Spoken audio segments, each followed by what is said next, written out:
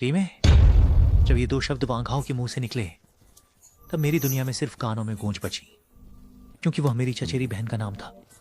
एक नाम जिसे मेरी उम्र के अन्य लोग बिल्कुल नहीं जानते थे, जैसे एक जंग लगी हुई चाबी जिसने अचानक मेरे दिल की गहराई में पहुंचकर ताले को घुमा दिया और 10 वर्षों से भुलाए गए डर और मेरे द्वारा धूल में दबाए गए सभी चित्र तुरंत भर दे। नहीं, मत जाओ, जल्दी से मदद करो, वह कूदने वाला है। कसम से पकड़ नहीं पा रहा हूं। या आखिर हुआ क्या है लीमिंग?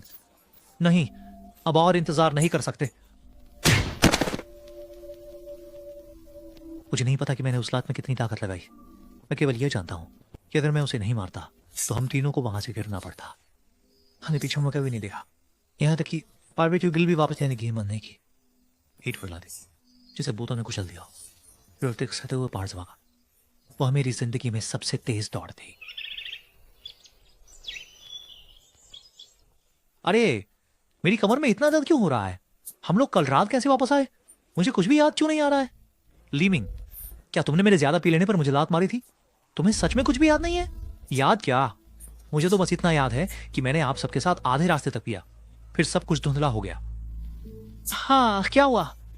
मैंने कल रात को शर्मिंदा करने वाली हरकत तो नहीं की है ना? उसके बाद हमने फिर कभी उस रात की बात नहीं की, लेकिन मैं कभी भी वांघाओं की उस खोखले नजर को नहीं भूल सकता जब वह किसी की आत्मा के वश में था और उसमें जो गैरमानवीय ताकत थी।